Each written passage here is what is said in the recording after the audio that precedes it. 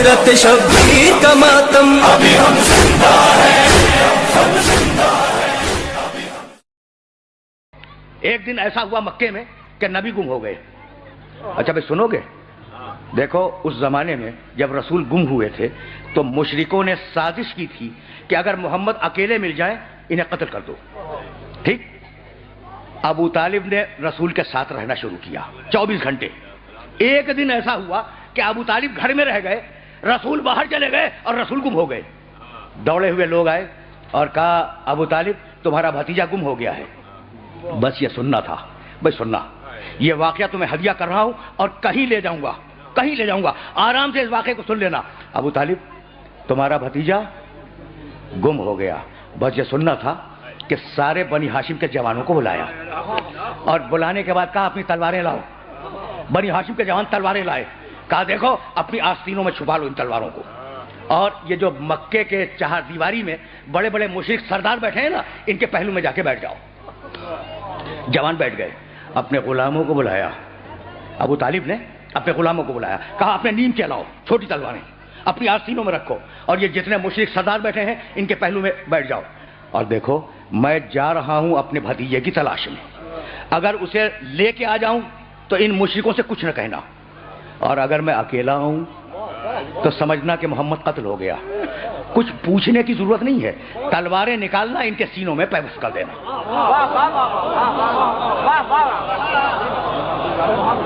کن کے سینوں میں؟ مشرکوں کے۔ کہا کس نے؟ ابو طالب نے۔ ابو طالب نے کہا مشرکوں کے سینوں میں تلواروں کو پیوست کر دینا، یعنی ابو طالب اور ہے، مشرک اور ہے۔ پہنچ رہی ہے نا بات؟ اب دائرے کے واقعہ بیان کروں گا اور پھر واپس جاؤں گا مقام محمد کی طرف، لیکن جملے سنتے جاؤ، یہ جملے بہت کام آئیں گے۔ سارے جوان بیٹھ گئے، سارے غلام بیٹھ گئے، چلے ابو طالب 2 افراد کو لے کر پیغمبر کو ڈھونڈنے کے لیے۔ ان 2 افراد کے نام تاریخ میں موجود نہیں ہیں۔ دیکھو بڑا بیدار مجمع میرے سامنے ہے، اور میں نے عرض کیا نا میں واقعات نہیں بیان کرتا، اب جو واقعہ بیان کر رہا ہوں اس کے ڈیٹیل سن لو۔ تاریخ میں ان 2 افراد کے نام نہیں ہے۔ چلے کوہ ابو قبیس کو عبور کیا، داہنے بائیں دیکھتے جا رہے ہیں کہ کہیں محمد نظر آ جائے۔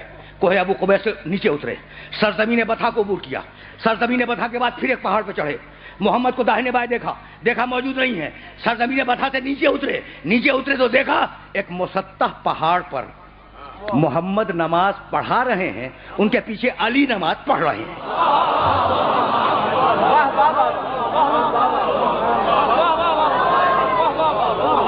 سنتے جاؤ اس لیے کہ نتیجہ نکالوں گا میں، اس واقعے سے نتیجہ نکالوں گا۔ محمد نماز پڑھا رہے ہیں، علی پیچھے کھڑے ہوئے نماز پڑھ رہے ہیں۔ اب میں پوچھوں اپنے سارے سننے والوں سے کہ گم تو دونوں ہوئے تھے، محمد بھی گم ہوئے، علی بھی گم ہوئے، لیکن ابو طالب علی کی تلاش میں نہیں گئے۔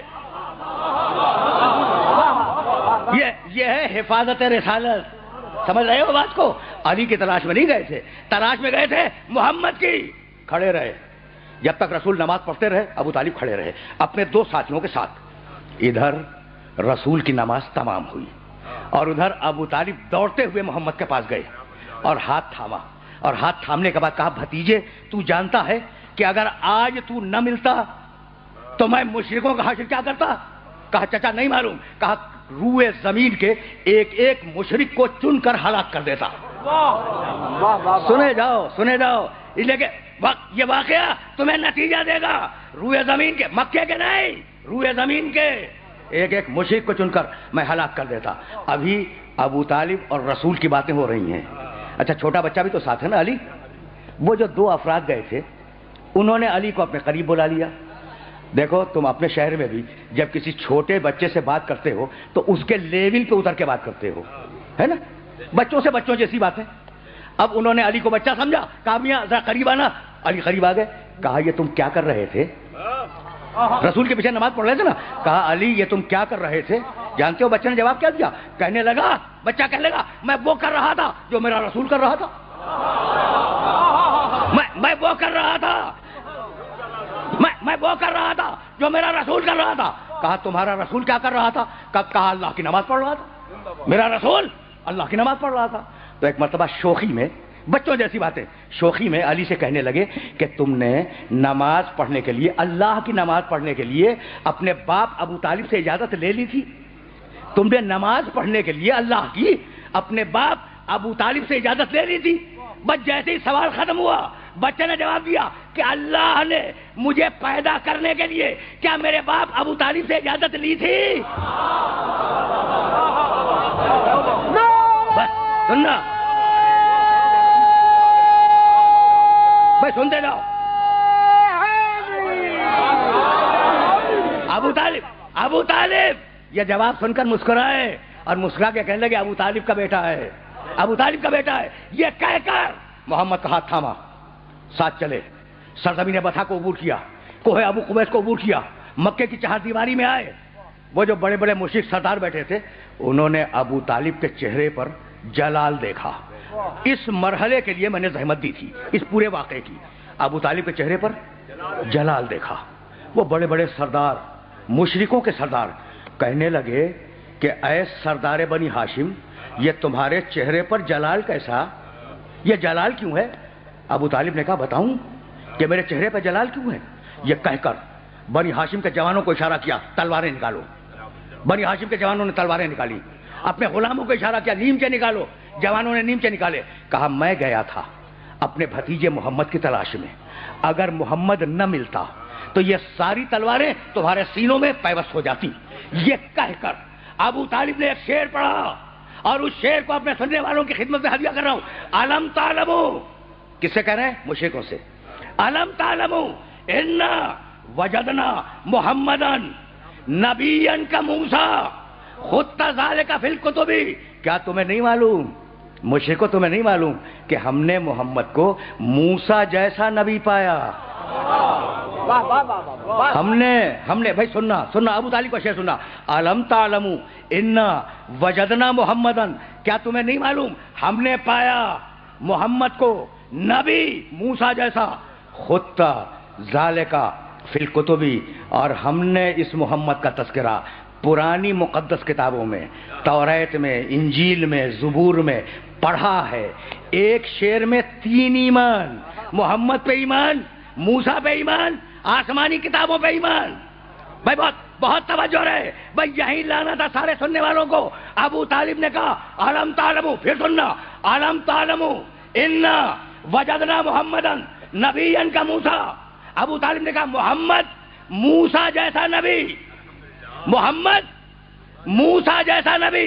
اب جملہ سنو گے اور اگر جملے کو یاد رکھ سکو تو یاد رکھنا. ابو طالب نے اپنے شعر میں کہا محمد موسیٰ جیسا، اور سورہ مزمل میں قرآن نے کہا انا ارسلنا الیکم رسولا شاہدا علیکم کما ارسلنا الی فرعون رسولا. قرآن میں آیت بنی محمد موسیٰ جیسا. تو ابو طالب نے پہلے کہا، قرآن نے وہی جملہ بعد میں کہا.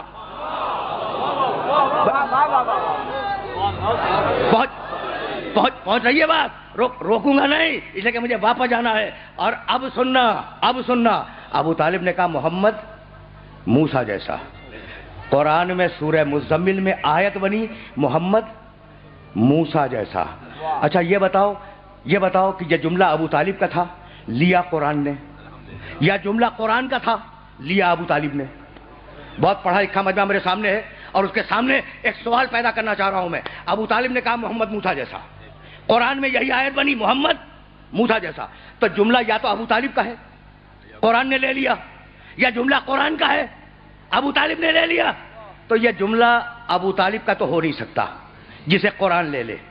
تو مسلمان یہی کہے گا کہ بھائی جملہ قرآن کا تھا، لے لیا ابو طالب نے. تو اب مسلمان سے ایک سوال کروں کہ بھائی ابھی سورہ مزمل تو اترا نہیں.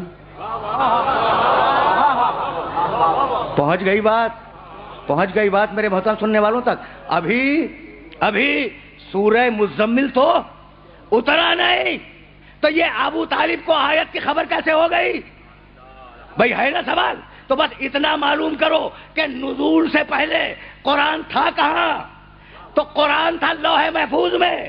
تو اب ابو طالب کے اسلام پہ بات نہ کرنا، بات اس پر کرنا کہ جیسے محمد لوح محفوظ پڑھتے تھے ویسے ان کا چچا ابو طالب لوح محفوظ پڑھتا تھا.